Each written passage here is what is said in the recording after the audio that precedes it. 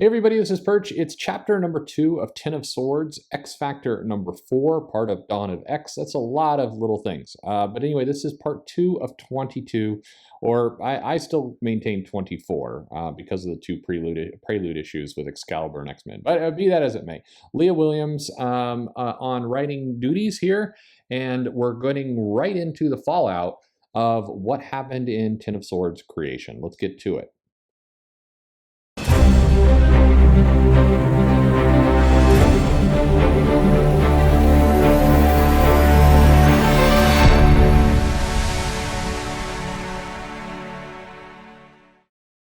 Hey everybody, this is Perch. I can't promise I'm going to review all the Ten of Swords titles, but I may try. It may get to, we'll see. If it starts to feel like Iron Man 2020 in terms of it being a dredge, then yeesh. But we will see. Anyway, this issue is picking up immediately after the last X-Men, Ten of Swords, X-Men creation. Good God, this is going to be a tongue twister here at some point. It is basically what's happened. The mutants, X-Men, have gone to Arakko. They have gone through the Otherworld Gate. They've met up with Saturine. They've I know. You don't need to do it in the comments this time. Anyway, Richter and Apocalypse are mortally wounded. Rockslide is dead, and they have escaped through the gate back to Krakoa, and they need to get to the Healing Gardens. Siren immediately shows up, calls for some help. Apocalypse has got like all the blood in the holes in his chest. He's tied to Richter. He's connected to him. So Richter has got kind of the disease thing going on, and it's infecting Apocalypse as well. The poison is connecting and is making them both sick. Rockslide is just kind of dumped unceremoniously as a big bag of rocks. They kept his pants on at least, so that's good. At any rate, they head off to the healer area, and we've got Saturine here. I know. And she's talking to her oracles about kind of this Arakko Krakoa battle and how they're going to, she's saying there's a lot of language here. Go find the rabbit hole. This book has a lot of dialogue in it. Nothing wrong with the dialogue, but it kind of traverses all over the place. I also think that Saturine is, they're drawing her very, very similar to the White Queen. So there's an Emma Frost, that's gonna be a trick. Anyway, she closes the external gate, shuts it down. Saturnine, I'm just gonna do this the entire video. She seals it up. Krakoa is angry, and we hear a little bit more. Rachel is trying to get through to kind of do some psychic spying, but she's quickly pulled out. We get more rabbit analogies. And we're trying to get to the meat of this comic, which is basically Richter and Apocalypse are sitting in the healer's garden. The healer's like, YOLO, well, not. Let's just have you die and you'll get resurrected. No worries, no worries. Very casual about this. Not what you want to hear from your doctor. But Apocalypse gets super pissed about this and tries to kill the healer because he's not confident with this medical care. Rachel goes in to try to take a look at things, and Apocalypse is under siege mentally, in his own mind from kind of the visual presentation of everything he's dealing with. He force ejects Rachel out of his head, and we get to the crux of this issue, which basically is Polaris heads over to the Five and to Professor X to say, hey, look, we were ambushed. It was a trap. Bad news. Rockslide is dead. Here's a go. And then we're in a wartime kind of situation. So, no breaks for you. And you're going to need to work very fast. The Five's like, hey, our coffee, you can't push us this way. Unsafe working conditions. But they finally agree. We'll do our best. We're going to try and speed this thing on up. And they get 2 eggs, Rockslide and Richter, and they bring them both right back to life. And they're like, yay, we did it. And Richter gets his memories back, and all is good. But when Professor X tries to do the same for Rockslide, it goes wonky, and everybody passes out. It is basically the Cradles, and in House of M, the Summer House, the Point, and Moira's no place. And we get a little appearance from Moira. We haven't seen her since House of X #6. But basically, they do a big reboot. It's somebody restarts the servers, and then everybody slowly comes to. And Rockslide is weird. He's all crumbly, and it's just not good. Polaris is trying to hold it together, but she's also acting kind of strange. And the connection's offline. It's like, this is what you get for not paying for a real bandwidth. Polaris mourns the rock pile. The 5 is freaking out like, we did it, and then they figure out the eggs are bad. They're tainted eggs, so we need to destroy them. They destroy all the eggs. Professor X gets up like, why are you destroying all the eggs? What is going on? Now we're gonna have to make new eggs. It's like, yeah, you guys are testing me to my limits here. And they realize that is not Rockslide. Rockslide looks different. It's not Santos anymore. It both is and is not Rockslide. Bad news. Richter's okay. He's all good, but Rockslide is not.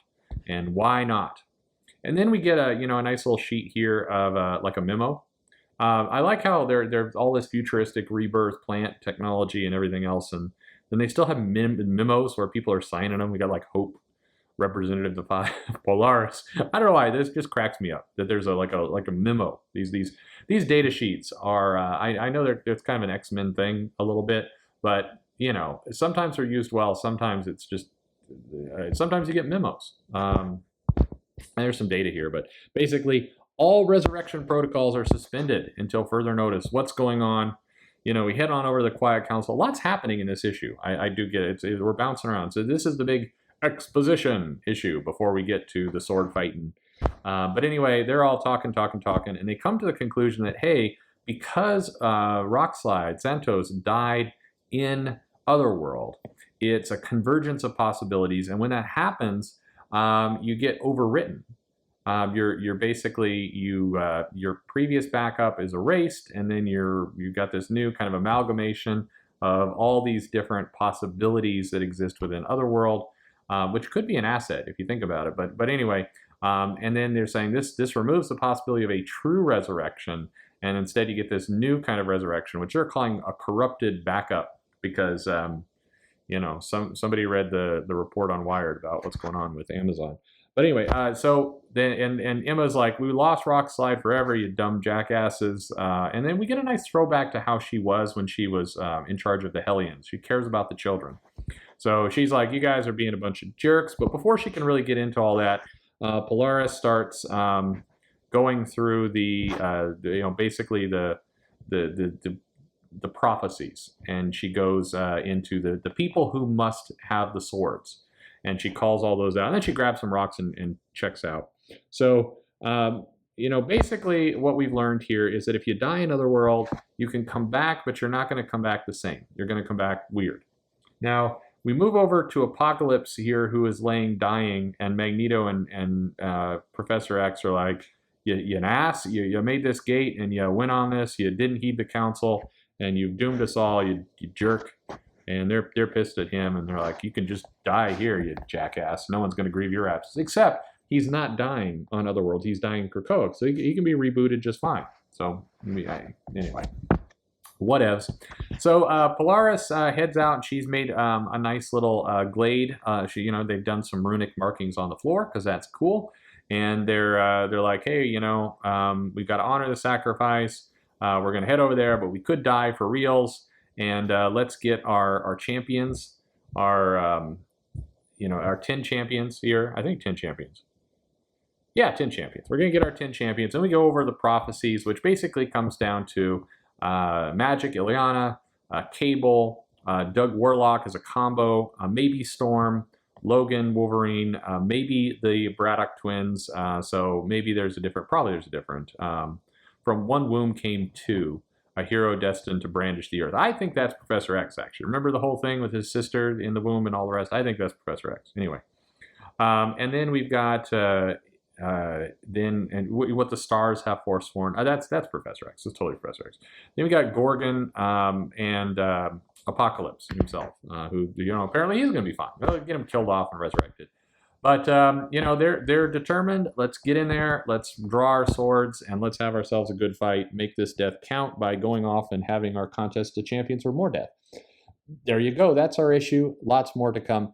If I sounded flippant about this, I didn't mean it to sound that way. I mean, this is an exposition issue. It's really about moving the moment. It's like explaining some of what happened before and moving it to kind of the next stage where it's like, okay, death has some impact.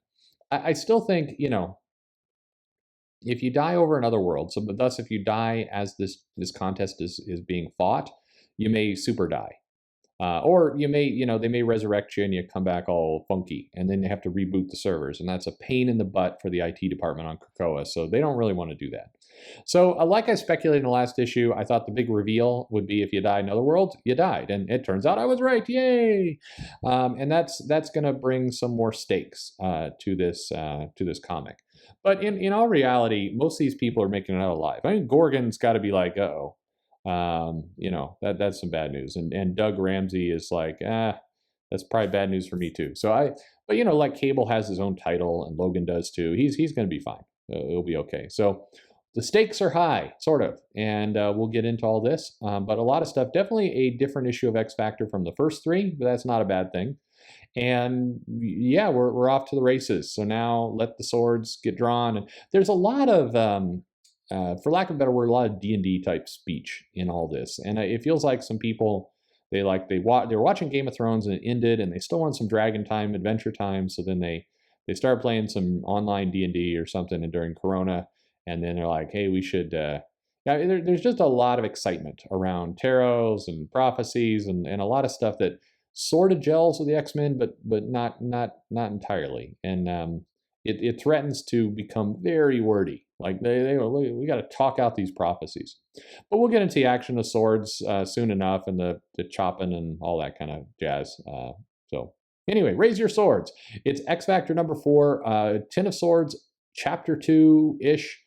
And yeah, did you like it? Let me know in the comments below. Like, subscribe, click the bell for notifications. But most importantly, thanks for listening.